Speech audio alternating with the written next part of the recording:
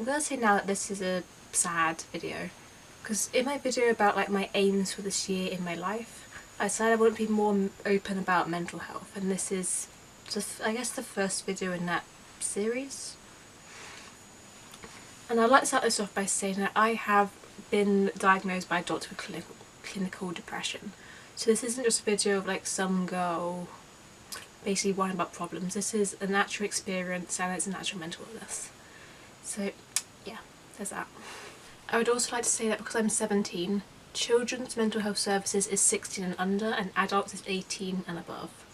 So because I'm 17, no one really cares about me. That sounds bad, but like, we're trying. So this is about an experience that I had about 2 days ago, and I was gonna like try and forget about it because it like really upset me at the time, but I want to talk about it just because I want opinions. So while my last video was definitely not about dying, it's about living, this video is about dying. When you come out to people about mental illness, specifically depression, the like main question they ask is, are you suicidal? Like when I tell my parents, they ask me that, my doctor, my counsellor, they will ask, are you suicidal? And I answer it, no. And my parents told me that even if I am feeling suicidal, that I should answer it no, because they believe that I'll get like put in like a straitjacket and then taken off to some asylum or something.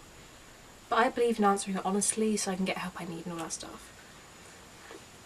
So they always say answer no. And I'm gonna say this video isn't, I'm not suicidal, but this is a video about dying.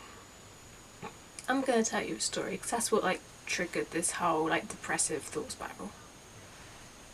It's currently June 1st. This happened, it's Friday.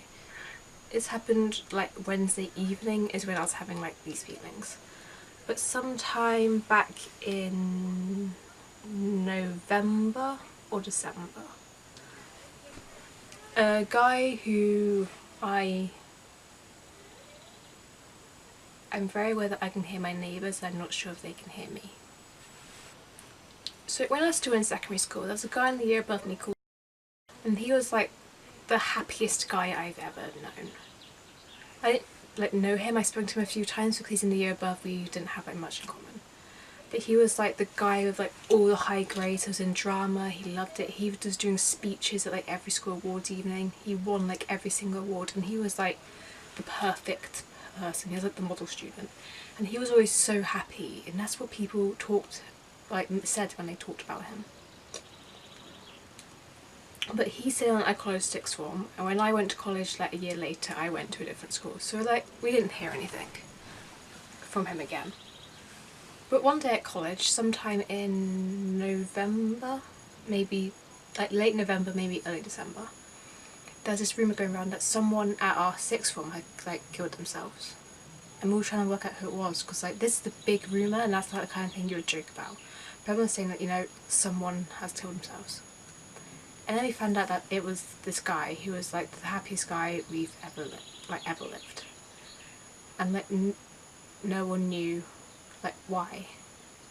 I know from my experience with depression is that you do like anything you can to hide it. So like no one knew he was depressed, he was being suicidal, he was just there one day and then he wasn't. But as obviously as sad as it is that someone I knew had died or taken their own life, that wasn't the bit that was affecting me. So if you know England, you know that pretty much like all the houses touch in some way. And all the houses are very close together. Like I've seen in America, like all the houses are like very far apart, they have like lots of space around them. But in England, all the houses are together.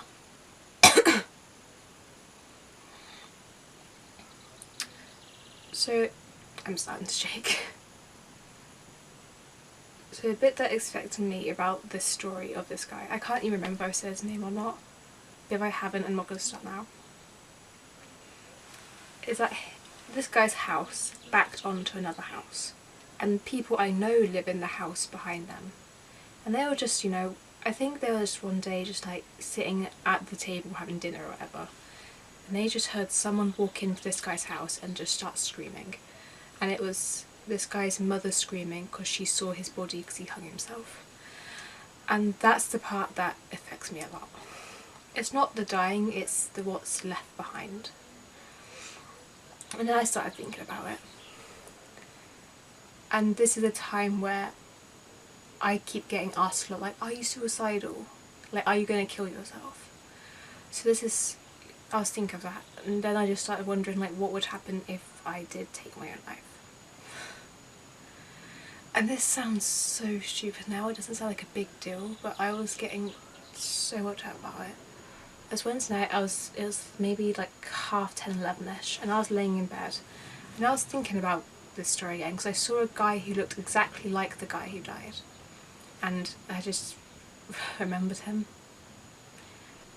And then I remembered him dying and his mum finding his body, and then I was wondering, like, what it would be like if my parents had to find my body one day, or if my friends did, or if my brother did.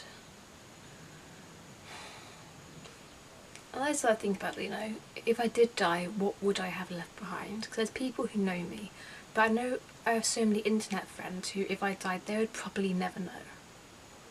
Like, one day they'll just send me a message and it will go unopened for, like, forever.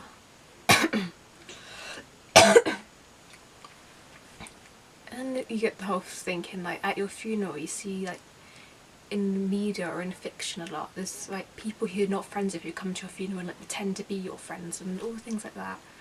So I was wondering, like, what would happen. And I need to make this clear that I'm not thinking about killing myself, I'm just wondering.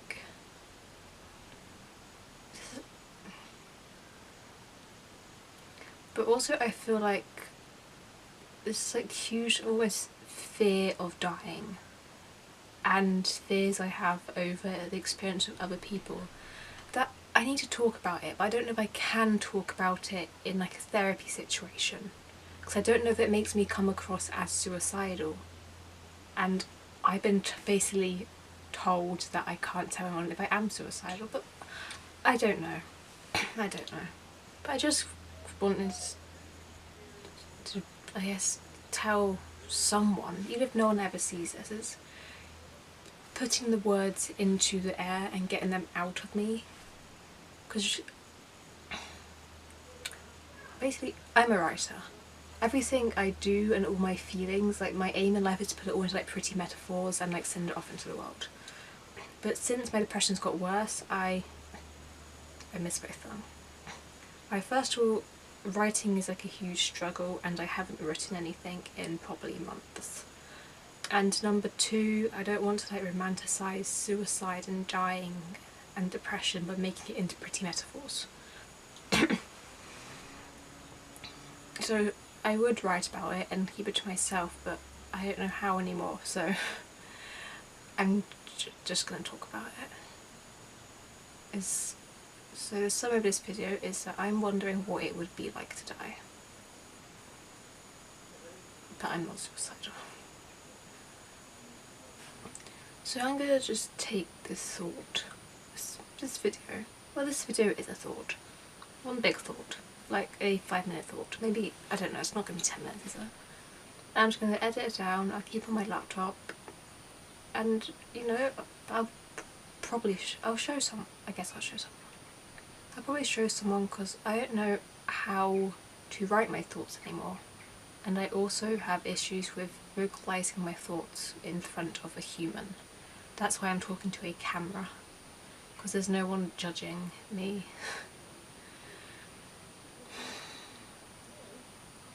So if you see this video, then you know that I've somehow gained courage, and I'm just wondering if anyone else has like the same feelings as me.